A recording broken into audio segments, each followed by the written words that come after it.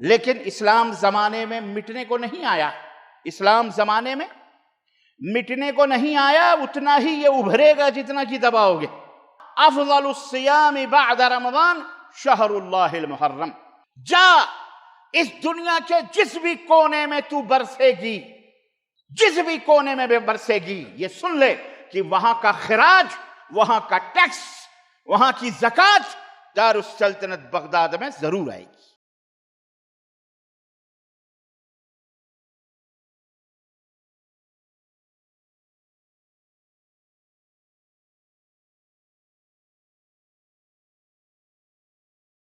ان الحمد للہ نحمده ونستعینه ونستغفره ونؤمن به ونتوکل علیہ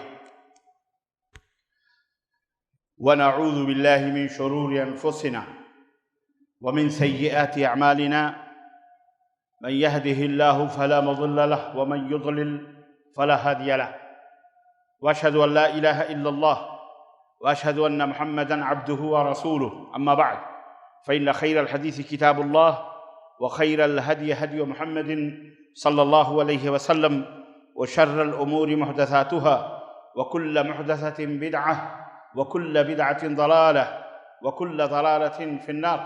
قال الله تعالى في كلامه المجيد: يا أيها الذين آمنوا اتقوا الله حق تقاته ولا تموتن إلا وأنتم مسلمون. يا أيها الناس اعبدوا ربكم الذي خلقكم والذين من قبلكم لعلكم تتقون. يا أيها الناس اتقوا الله. يا أيها الناس اعبدوا ربكم الذي خلقكم من نفس يا أيها الناس اعبدوا ربكم الذي خلقكم من نفس واحدة وخلق منها زوجها وبث منهما رجالا كثيرا ونساء واتقوا الله الذي تساءلون به والأرحام إن الله كان عليكم رقيبا. يا أيها الذين آمنوا اتقوا الله وقولوا قولا سديدا يصلح لكم أعمالكم ويغفر لكم ذنوبكم ومن يطع الله ورسوله فقد فاز فوزا عظيما. اللهم صل على محمد وعلى آل محمد كما صليت على إبراهيم وعلى آل إبراهيم إنك حميد مجيد. اللهم بارك على محمد وعلى آل محمد كما باركت على إبراهيم وعلى آل إبراهيم إنك حميد مجيد. تمام قسم کی حمد و ثنا، کبریائی اور بڑائی اس اللہ عز و جل کے لیے لائق و زیبہ ہے جس نے ہمیں اور آپ کو پیدا فرمایا، اور بیش بہا درود و سلام اس ذات مبارکہ مطہرہ پر جن کا نام نامی اسم گرامی احمد مجتبیٰ محمد مصطفیٰ صلی اللہ علیہ وسلم. برادران اسلام، نوجوان دوستوں، بزرگوں اور بھائیوں، آج بتاریخ 5 محرم الحرام 1443 ہجری مطابق 13 اگست سن 2021 عیسوی کے اس خطبہ جمعہ میں اسی ماہ محرم کی مناسبت سے، اللہ کے اس مبارک مہینے کی مناسبت سے کچھ باتیں اور اس ماہ مبارک میں ہونے والے کچھ شیطانی اعمال، کچھ شیطانی کام جو مجوسیت، یہودیت، نصرانیت سے متاثر، رافضیت، ناصبیت، شیعیت سے متاثر مسلمان اس ماہ مبارک میں شیطانیت کرتے ہیں، اس تعلق سے اور اس ماہ مبارک کی عظمت اور اس میں کیے جانے والے اچھے اور بہترین اعمال کے تعلق سے جو نبی کائنات صلی اللہ علیہ وسلم کیا کرتے تھے، صحابہ کرام کیا کرتے تھے، ان کے شاگرد تابعین اعظام، تابعین کرام کیا کرتے تھے، محدثین ائمہ کیا کرتے تھے، وہ آپ حضرات کی خدمت میں رکھنے کی کوشش کروں گا. اس لیے میں نے آج کا جو موضوع رکھا ہے وہ ہے ماہ محرم یا محرم کا شیطان. اللہ عز و جل سے دعا ہے کہ اللہ تبارک و تعالی ہمیں قرآن و حدیث کے سمجھنے کی توفیق عطا فرمائے، اور اللہ اس کے رسول کی باتوں کو سمجھنے کی توفیق عطا فرمائے، اور ہمیں صحیح طور پر اپنے آپ کو سدھارنے، اپنی آپ کی اصلاح کرنے، اپنے بال بچے اور اپنے گھر، اپنے علاقے، اپنے ماحول، اپنے شہر، اپنے ملک، اپنے وطن کی تربیت کرنے اور ان کی اصلاح کرنے کی اللہ ہم سب کو توفیق عطا فرمائے. عزیزان گرامی، یہ اسلام کامل ہے، مکمل ہے، یہ کسی کے باپ کی میراث اور جائیداد نہیں ہے، یہ ساری کائنات کے لیے. اسلام کو مٹانے والے مٹ گئے، اسلام کو برباد کرنے والے، چیلنج کرنے والے حامان، شداد، فرعون، نمرود قرآن میں دشمنان اسلام کی ایک طویل فہرست اور ان کی داستان ہے. بڑے بڑے بڑ بولنے والے ابو جہل جیسے گردنیں کٹ گئیں، ختم ہو گئے. لیکن اسلام زمانے میں مٹنے کو نہیں آیا. اسلام زمانے میں مٹنے کو نہیں آیا، اتنا ہی یہ ابھرے گا جتنا کہ دباؤ گے. بہت سارے شیاطین چلا رہے ہیں ہم اسلام کو مٹا دیں گے، پوری دنیا سے نیست و نابود کر دیں گے، اسلام اور مسلمانوں کا خاتمہ کر. کیا پدی کا شوربہ. اس نے سمجھا ہی نہیں اسلام کیا ہے. اسلام کی غلط سلط ڈیفینیشن، تعریفیں اللہ کے بندوں کو جو بیچارے بھولے بھالے ہیں ان تک پہنچا کر، ان کو بتلا کر، ان کو ورغلا کر، ان کے اندر شیطانیت پیدا کر کے یہ شیطان ان کو الو بنا کر کے اور اپنا جیب بھرنا چاہتا ہے، اپنا جہنم بھرنا چاہتا ہے. اللہ اسے ہلاک و برباد فرمائے یا اللہ اسے ہدایت دے. ہے کہ نہیں؟ اللہ کی مرضی ہے. اللہ جس کو چاہے ہدایت دے. ہمارے باپ کا یا آپ کے باپ کا کچھ اجارہ ہے اس میں؟ اللہ کی مرضی ہے. من یہدہ اللہ فلا مضل لہ، جسے اللہ ہدایت دے اسے کوئی گمراہ کر سکتا. ومن یضلل فلا ہادی لہ، اور جسے اللہ گمراہ کر دے اسے کوئی ہدایت دے سکتا. تو اللہ کی مرضی ہے. ہمارا کام ہے دعا کرنا، ہمارا کام ہے دعوت دینا، ہمارا کام ہے لوگوں تک اسلام کی خوبیوں اور اچھائیوں کو پہنچانا، اور اسلام کے اوپر لگائے گئے الزامات، شکوک، شبہات، گندگیاں، غلاظتیں، ان کی ذہنی خباثتوں کے گرد و غبار سے اسلام کے روشن اور منور چہرے کو صاف اور ستھرا کرنا. یہ ہمارا کام ہے، اہل ایمان کا کام ہے، اہل حق کا کام ہے، کتاب اللہ اور سنت رسول اللہ پر عمل کرنے والوں کا کام ہے. یہ تو ایک کیٹیگری ہے جو بد مقابل اسلام یہ کھڑی ہوئی ہے. ہم جانتے ہیں یہ گالی دے رہا ہے، یہ اسلام کے خلاف بول رہا، ہمیں پتہ ہے. ایک کیٹیگری ہمارے درمیان بھی موجود ہے جس کی سمجھ ہم کو نہیں لگتی.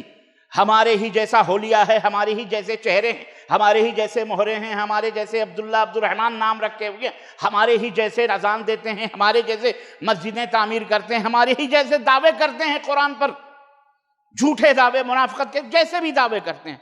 ایسے لوگوں کا سمجھنا بڑا مشکل ہوتا ہے. لوگ کنفیوز ہو جاتے ہیں. آج مسلمان بھی بیچارہ کنفیوز ہو گیا. کیوں؟ ان کا سمجھ نہیں لگتی کہ یہ کس طرح سے اصلی اور نقلی مال جس طرح خلط ملط کر دیا گیا. چائنا کا، جاپان کا، جس کو تجاری آپ لوگ ماشاءاللہ انڈسٹری ایریا سے تعلق رکھتے ہیں، میکینک ہیں، کاریگر ہیں، ماشاءاللہ صاحب فن ہیں، ہنر ہیں. آپ کو پتہ ہے کہ ڈپلیکیٹ اور اصلی مال، بلکہ کبھی کبھی تو ڈپلیکیٹ مال اصلی مال کا بھی باپ لگتا ہے. دکھنے میں بڑا شائن، بڑا چمکدار، بڑا بہترین لگتا ہے، لیکن ورجنل مال اس کے مقابلے میں بیچارہ کمزور سا، تھوڑا سا میلا کچلا دھبا تھا یا کمزور سا دبا کچلا لگتا ہے. لیکن ڈپلیکیٹ مال مارکیٹ میں چائنا کا دیکھو کیسا چھایا ہوا ہے جناب علی کی.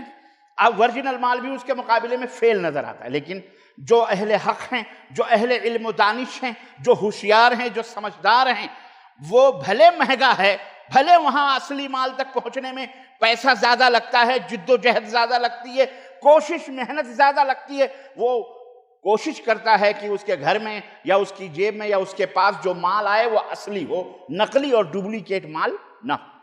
عزیزان گرامی، بالکل یہی آج سچویشن اس دور کے اندر social media, WhatsApp, Facebook, television, کیمرے، یہ الاں فلاں ڈھکاں سب کچھ خلط ملط اسلام اور کفر کو، اسلام اور دین اسلام کو اور شرک اور کفر کو، اسی طرح سے بدعات کو اور سنت کو خلط ملط کر کے. ایسے موقع پر آپ ذمہ داری بنتی ہے کہ ہم آپ تک اسلام کا جو حقیقی چہرہ ہے، اصلی چیز ہے، وہ بھی بتلائیں، اور یہ بھی بتلائیں کہ یہ ڈپلیکیٹ ہے، یہ ان کے گھر کا بنایا ہوا مال ہے، یہ شیطانی مال ہے، یہ شیطانی دین ہے، اور یہ رحمانی دین ہے کہ نہیں؟ بتانا ہے کہ نہیں؟ بولو.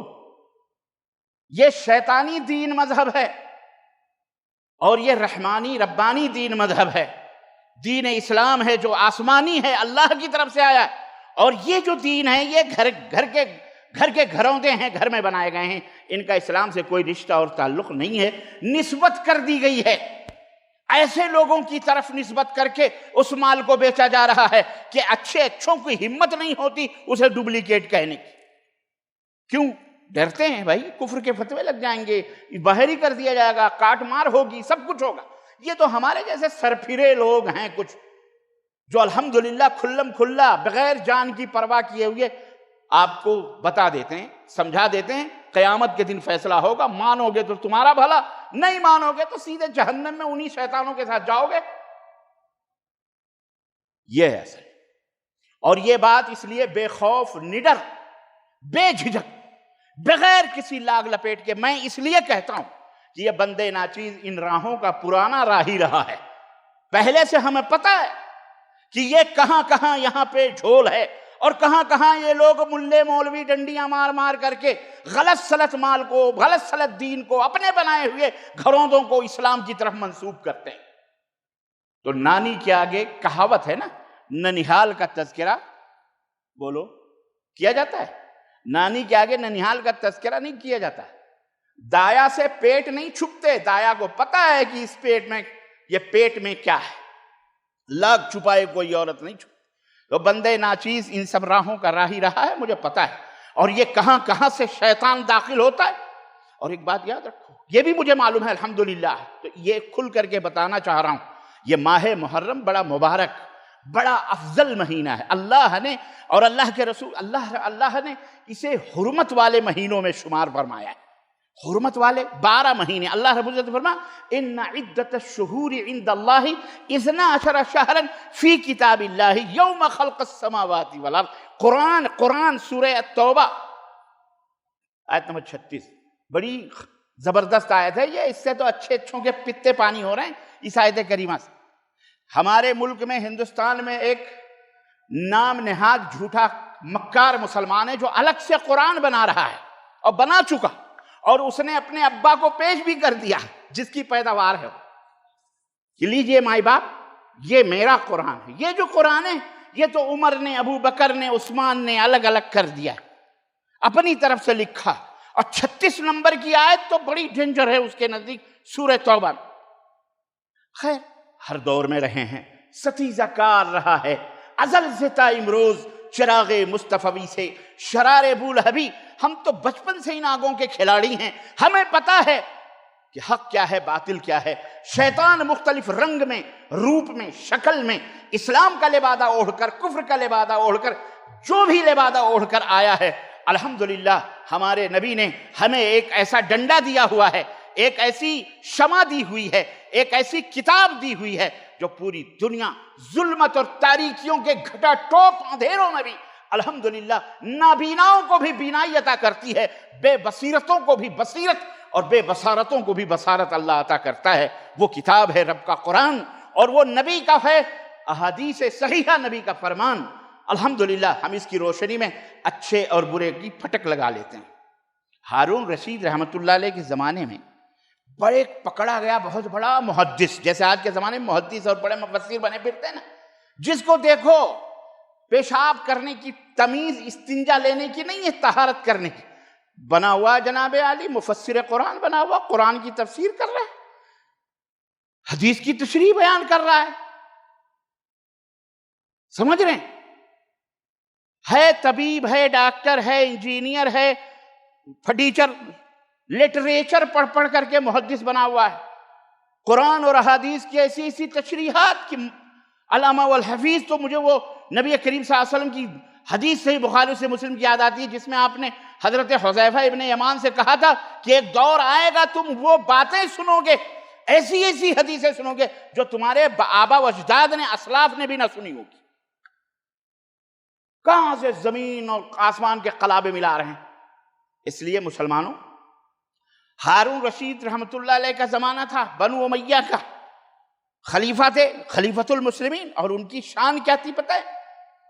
اللہ اکبر، مسلمانوں کی سلطنت اور ان کا حدود اربع، ان کا رقبہ کتنا بڑا تھا کہ بغداد کے اندر دارالسلطنت بغداد، ہارون رشید رحمۃ اللہ علیہ کا، بڑے دنوں سے بارش نہیں ہو رہی تھی، بادل کا ٹکڑا آیا، لوگوں کی امیدیں بڑھیں، خوش ہو گئے مرد عورت بچے کہ بارش ہوگی، سب انتظار میں تھے کہ اب بارش ہوگی بارش ہوگی، لیکن بدلی آئی اور چلی گئی، بارش نہیں ہوئی، لوگ نا امید ہو گئے، مایوس ہو گئے، خلیفۃ المسلمین بھی مایوس ہوئے۔ لیکن اس بدلی سے مخاطب ہوتے ہوئے حضرت ہارون رشید رحمۃ اللہ علیہ نے فرمایا، کہا اے بدلی، حیثما تمطری، جا اس دنیا کے جس بھی کونے میں تو برسے گی، جس بھی کونے میں بھی برسے گی، یہ سن لے کہ وہاں کا خراج، وہاں کا ٹیکس، وہاں کی زکوٰۃ دارالسلطنت بغداد میں ضرور آئے گی۔ چیلنج جس وہ اتنی لمبی سلطنت کی جہاں سورج بھی جن کی سلطنت میں غروب نہیں ہوتا تھا، ہم اس قطع زمین کے مالک تھے۔ سمجھ میں بات آئی؟ میں عرض یہ کر رہا ہوں، وہ ہارون رشید، الحمدللہ ہارون رشید کے زمانے میں ایک بہت بڑا محدث پکڑا گیا۔ محدث اپنے آپ کو کہتا تھا، جیسے آج کل کے زٹلیات مفسر محدث بنے پھر رہے ہیں، پیشے کچھ اور ہیں، پڑھا کچھ اور ہے، مطالعے اور ادھر کے دعوے کر کر کے حدیثیں اور قرآن کی تشریح کر رہے ہیں، تفسیر کر رہے ہیں۔ اللہ انہیں ہدایت عطا فرمائے۔ کہا خونی چمڑا بچھایا جائے، پکڑا گیا کہ وہ حدیثیں گڑھ گڑھ کر نبی صلی اللہ علیہ وسلم کی طرف منسوب کرتا تھا، حدیثیں گڑھتا تھا۔ کیا گڑھتا تھا؟ جیسے آج آیتیں گڑھ گڑھ کر کے ملا رہے ہیں نا لوگ، چھانٹ رہے ہیں، کانٹ رہے ہیں۔ اب ہارون رشید کا زمانہ ہوتا تو یہ ایسے زٹلیات جو آج قرآن کے اندر ملاوٹ کر رہے ہیں، قرآن کے اندر تحریفات کر رہے ہیں، قرآن کو جھوٹا کر رہے ہیں، یہ بچتے؟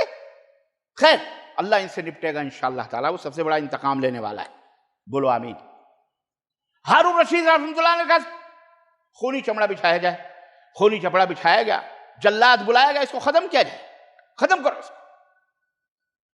نبی صلی اللہ علیہ وسلم کے اوپر اتنی حدیث ہیں، لیکن اتنے ڈھیٹ ہوتے ہیں یہ جو دلال ہوتے ہیں نا، دلال، جھوٹے، کذاب، مکار، اتنے ڈھیٹ ہوتے ہیں، اتنے، کیونکہ شیطان ہوتے ہیں، اور آخری دم تک بھی شیطان جھوٹ بولتا رہتا ہے اور آپ کو بہکانے کی آخری لمحے تک کوشش کرتا ہے۔ کہا امیر المومنین مجھے آپ قتل کر دو گے کوئی بات نہیں، لیکن یہ بتاؤ جو 10,000 حدیثیں، کتنی؟ 10,000 حدیثیں گڑھ گڑھ کر میں نے صحیح حدیثوں میں خلط ملط کر دیا ہے، مکس کر دیا ہے، اس کا پتہ تمہیں کیسے چلے گا اگر مجھے مار ڈالو گے؟ تو میں زندہ رہا تو بتاؤں گا نا کہ میں نے یہ حدیثیں نہیں، اگر، اور یہ تو میں نے ایک کی کہانی بتائی، ایسے نہ جانے کیسے کتنے روپ دھارن کر کے اسلام کو برباد کرنے اور مٹانے کے لیے یہودیت، نصرانیت نے جد و جہد کی۔ عزیزان محترم، ہارون رشید رحمۃ اللہ علیہ نے کیا کہا معلوم؟ جواب دیا، کہا مردود تجھے پتہ نہیں کہ اللہ کے فضل و کرم سے ہم میں عبداللہ ابن مبارک جیسی ہستیاں، اللہ، عبداللہ ابن مبارک اور ابو معاویہ الضریر جیسی محدثین موجود ہیں، جس طرح سے عورتیں چاولوں سے کنکر چن چن کر کے نکال کے باہر کرتی ہیں، ہمارے یہ محدثین تیری جھوٹی اور گڑی ہوئی احادیث کو انہی کنکروں کی طرح نکال نکال کے صحیح حدیثوں سے الگ کرتے ہیں۔ اِنَّا نَحْنُ نَزَّلْنَا الذِّكْرَ وَإِنَّا لَهُ لَحَافِظُونَ۔ رب ذوالجلال نے قرآن میں فرمایا ہم نے اس دین کو، اس ذکر کو نازل فرمایا ہے اور ہم ہی اس کی حفاظت کرنے والے ہیں، اور قیامت تک اس کی حفاظت انشاءاللہ ہوتی رہے گی۔ اور اللہ کے نیک اور صالح بندے اور اللہ ایسے لوگوں کو پیدا فرماتا رہے گا قیامت تک، کہ ایسے جھوٹے، مکاروں، عیاروں، کذابوں، شکم پروریں اور دین اسلام کی شکل اختیار کرنے والوں کے پردے فاش کرتے رہیں گے، حق اور باطل کا ڈنکے کی چوٹ پر اس کے درمیان فرق کرتے رہیں گے، تمیز کرتے رہیں گے، لوگوں کو بتلاتے رہیں گے۔ الحمدللہ انہیں گالیاں دینے والے گالیاں دیں گے، بکاریاں کرنے والے، جھوٹی تہمتیں لگانے والے دیتے رہیں گے، لیکن ان کا کچھ بال بھی بیکا کر سکتے نہیں کر سکتے۔ یاد رکھو، واللہ یعصمک من الناس، اللہ نے اپنے نبی حضرت محمد الرسول اللہ صلی اللہ علیہ وسلم سے فرمایا کھل کر کے دین کا اعلان کرو، کھل کر کے دین کی تبلیغ کرو، کھل کر کے دین کی دعوت دو۔ واللہ یعصمک من الناس، اللہ تجھے لوگوں کے مکاریوں سے بچائے گا، اللہ حفاظت کرے گا، اور جس کی حفاظت وہ عرش والا کرے اس کو کوئی کچھ کر سکتا؟ ارے اس کو اگر اللہ نے اس کے مقدر میں شہادت بھی لکھی ہے تو بھی اس کے لیے بڑی عظمتوں کی بات ہے کہ اللہ رب العزت کے ہاں وہ شہید کا مقام اور درجہ حاصل کر کے جائے گا۔ ایسی قسمت سب کی کہاں ہوتی ہے عزیزان گرامی؟ تو یہ دین اور یہ اسلام اس طرح سے ہم تک پہنچا ہے اور قیامت تک یہ دین اسی طرح سے چلتا رہے گا۔ آج یہ شہر اللہ المحرم، اللہ تبارک و تعالیٰ کا 12 مہینوں میں سے اللہ نے فرمایا 12 مہینے ہیں۔ قرآن کیا کہتا ہے کتنے مہینے ہیں؟ بولو 10 اور 2 12۔ اللہ اکبر، یہ 12 مہینے کوئی نئے نہیں ہیں، اللہ نے قرآن میں ثبوت دیا ہے۔ کبھی بھی کوئی تم سے کہے 12 مہینے انگریزوں نے بنائے، انگریزوں نے نہیں بنائے، انگریزوں نے ان کی کیا بساط زٹلیات کی، جنہیں پتہ ہی نہیں حلال کیا ہے، حرام کیا ہے، سچا کیا ہے، جھوٹا کیا ہے، اللہ کون ہوتا ہے، رسول کون ہوتا، پتہ ہی نہیں۔ رسول ہی کو اللہ بنا دیا انہوں نے۔ خنزیر کھانے والے ان کو پتہ ہوگا؟ بولو، خنزیر کھانے والوں کی طبیعتیں بھی خنزیروں جیسی ہو جاتی ہیں، مزاج بھی وہی ہو جاتا ہے خنزیروں والا۔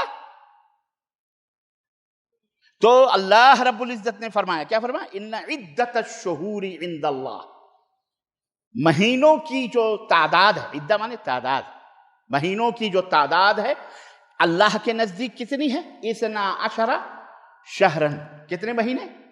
12 مہینے۔ کب سے اللہ، کب سے 12 مہینے ہیں؟ کب سے؟ جب سے نبی آئے تب سے؟ یا قرآن جب سے اترا تب سے؟ نہ، رب کہہ رہا ہے یوم خلق السماوات والارض، جب سے یہ زمین اور آسمان پیدا کیے گئے اسی دن سے اللہ نے 12 مہینوں کو بھی پیدا، سمجھا کرو فضل صاحب، 12 مہینوں کو بھی اللہ نے پیدا فرمایا۔ مہینے کتنے ہوتے ہیں؟ بولو 12 مہینے کتنے ہوتے ہیں؟ اللہ فرماتا ہے منہا 4 حرم، 4 مہینے اس میں حرمت والے ہیں، باعزت، افضل، مکرم، محترم۔ 4 اللہ فرماتا 4 مہینے، ذالک الدین القیم، یہ جو 4 مہینے یہ حرمت اور ادب کے مہینے، اس میں ادب کرو، اس میں کیا کرو؟ ادب کرو۔ ذالک الدین القیم، یہی درست اور صحیح دین ہے، یہی درست، اور گارنٹی کون دے رہا ہے؟ بولو، قرآن ہے، قرآن اللہ دے رہا ہے۔ فرماتا ہے فلا تظلموا فیہن انفسکم، یہی صحیح دین ہے، 4 مہینے ادب کے ہیں، احترام کے ہیں۔ فلا تظلموا فیہن انفسکم، تو ان 4 مہینوں میں اپنے آپ پر ظلم نہ کرو، نہ اپنے آپ پر ظلم کرو۔ ظاہر ہے کسی کو ستاؤ گے تو سمجھو خود ہی اپنے آپ کے اوپر ظلم کر رہے ہو، نہ خود پر ظلم کرو نہ دوسروں کے اوپر ظلم کرو۔ آگے فرماتا ہے وَقَاتِلُوا الْمُشْرِكِينَ كَافَّةً كَمَا يُقَاتِلُونَكُمْ، تمام مشرکوں سے قتال کرو، کافۃً، تمام مشرکوں سے قتال کرو، كَمَا يُقَاتِلُونَكُمْ، جیسے کہ وہ تم سے قتال کرتے ہیں، یعنی وہ تم سے قتال کر رہے ہیں تو یہ نہیں کہ ادب کا مہینہ ہے، حرمت کا مہینہ ہے۔ اللہ فرماتا ہے جیسے وہ ادب اور احترام کرو اس مہینے کا، لیکن اگر کفار تمہارے اوپر حملہ آور ہوں، مشرکین تم سے جنگ کریں، مشرکین تم سے لڑائی کریں، تو پھر کیا کرنا ہے تم کو؟ تمہیں بھی ڈٹ جانا ہے۔ پھر وہ ادب اور احترام یہی ہوگا کہ تم بھی ان کے خلاف کھڑے ہو کر کے ان سے لڑائی کرو، جہاد کرو اور ان کے فتنوں کو ختم کرو۔ اللہ فرماتا وَاعْلَمُوا أَنَّ اللَّهَ مَعَ الْمُتَّقِينَ، اور جان لو کہ اللہ ہی متقیوں کے ساتھ ہے، اللہ تبارک و تعالیٰ ہی متقیوں کے ساتھ ہے۔ اللہ اکبر۔ عزیزان گرامی، اس آیت کریمہ میں بڑی حکمتیں، سورہ توبہ آیت نمبر 36 ہے، یہ بڑی حکمتیں اور بڑی تعلیمات خیر موجود ہیں۔ میں آپ کو اس میں سب سے پہلی بات تو یہ ہے کہ اللہ رب العزت نے یہ بتایا کہ یہ مہینے جو ہیں یہ 12 مہینے ہیں۔ دوسری یہ کہ اس میں 4 مہینے حرمتوں کے، اور اللہ کے رسول صلی اللہ علیہ وسلم نے اس کے آگے اس حدیث کی تشریح کرتے ہوئے فرمایا کہ یہ جو 4 مہینے ہیں منہا 4 حرم، اللہ کے نبی صلی اللہ علیہ وسلم ثلاثۃ متوالیات، 3 مہینے پے در پہ ہیں، ذوالقعدہ، ذوالحجہ اور تیسرا محرم، ورجب، اور رجب یہ 4تھا مہینہ ہے جو حرمت والا مہینہ ہے، جو بابرکت مہینہ ہے۔ تو ایک تو یہ کہ ماہ محرم بڑی عظمت والا مہینہ ہے اور بڑا بابرکت ہے۔ اس میں کرنا کیا ہے؟ اللہ کے رسول صلی اللہ علیہ وسلم کا عمل اس کے اندر کیا ہوتا تھا؟ آپ کو میں ایک بات بتاتا ہوں، یہ کوئی اللہ نے کب سے یہ چاروں مہینے مکرم بنائے ہیں؟ جب سے زمین اور آسمان کی پیدائش ہوئی ہے۔ حضرت ابو ہریرہ رضی اللہ تعالیٰ عنہ ارشاد فرماتے ہیں کہ قال رسول اللہ صلی اللہ علیہ وسلم افضل الصیام بعد رمضان شہر اللہ المحرم، سب سے مبارک اور افضل الصیام، رمضان کے بعد، ماہ رمضان کے بعد سب سے مبارک اور سب سے بابرکت مہینہ جو ہے روزوں والا، وہ کون سا مہینہ ہے؟ شہر اللہ المحرم، اللہ کا مہینہ جسے محرم کہا جاتا ہے۔ تو آپ جس مہینے میں سانس لے رہے ہیں یہ اللہ کا مہینہ ہے، حرمتوں والا مہینہ ہے، بابرکت مہینہ ہے۔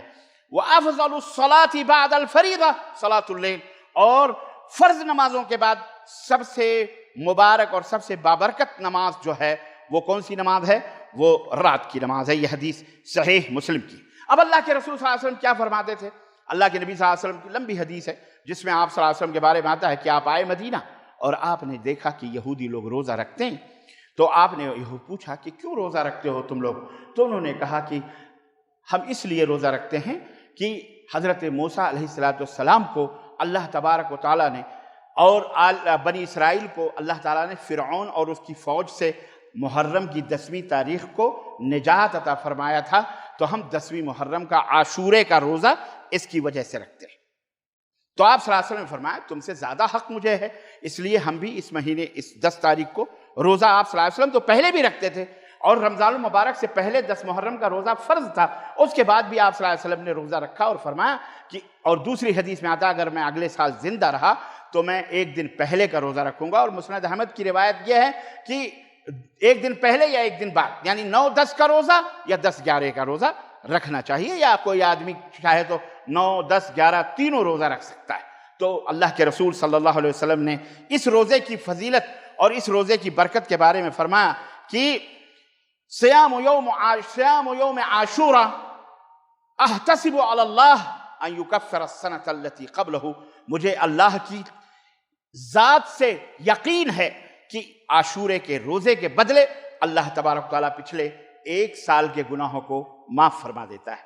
تو عزیزان گرامی، وہ ماہ مبارک آپ کے دروازے پہ دستک دے چکا ہے، آپ اس ماہ مبارک میں داخل ہو چکے ہیں، عاشورے کا روزہ بھی قریب ہے، اور 10 محرم کو عاشورہ آپ کو پتہ ہے، تو اس سے پہلے ایک دن روزہ رکھیں 9-10 کو، یا 10 اور 11 کو، یا تینوں روزے آپ رکھ سکتے ہیں، آپ کے لیے جائز اور حلال ہے۔